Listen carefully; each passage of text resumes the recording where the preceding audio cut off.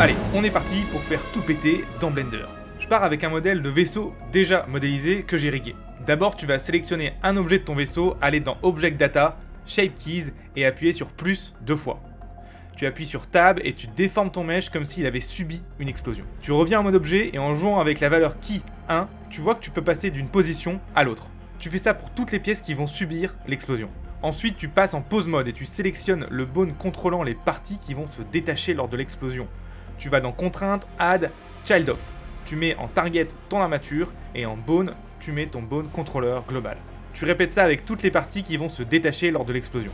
Ensuite, il faut animer notre vaisseau. Pour ce faire, tu viens en mode objet et tu fais Shift A, Curve, Pass. Tu appuies sur Tab, tu mets les points où tu veux, ça sera le chemin que le vaisseau va suivre. Tu reviens en mode objet et tu sélectionnes ton armature, puis ton chemin, et tu appuies sur CTRL P et Follow Pass. Ça fonctionne, mais ton vaisseau est décalé. Tu n'as qu'à déplacer le rig sur le premier point de la courbe.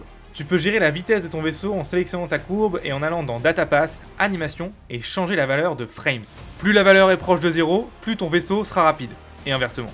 Tu peux animer ton vaisseau le long de la courbe en allant dans Pose Mode et en animant le contrôleur principal. Pour détacher les parties du vaisseau touchées par l'explosion, il n'y a qu'à animer la contrainte Child Off, faite juste avant. Il ne reste plus qu'à faire l'explosion en elle-même. Pour ça, tu crées une sphère au niveau de l'explosion et tu la sélectionnes. Tu fais Shift-clic gauche sur ton armature et tu passes en Pose Mode. Tu sélectionnes ton contrôleur principal et CTRL P, bonne relative. Tu repasses en mode objet, tu sélectionnes ta sphère et tu vas dans Particules. Tu cliques sur plus. Tu mets Frame Start au moment de ton explosion et tu mets Frame End quelques frames plus tard. Tu mets Lifetime à 500. Dans Velocity, tu peux augmenter les paramètres normal et randomize pour augmenter le rayon de ton explosion. Ces particules seront des débris. Il faut donc les modéliser et tous les sélectionner. Appuyez sur M, New Selection, Débris, Entrée. Dans les particules de la sphère, tu vas dans Render, Render as Collection, Instance, Collection, Débris. Et tu coches Peak Random. Tu décoches enfin Show Emitter. Il faut maintenant plus que créer les étincelles. Pour ça, tu cliques sur Plus. Tu sélectionnes ton système de particules existant et tu cliques sur cette icône là, je sais pas trop ce que c'est. Tu crées un cube et tu lui mets un shader d'émission orange. Ce sera ton étincelle.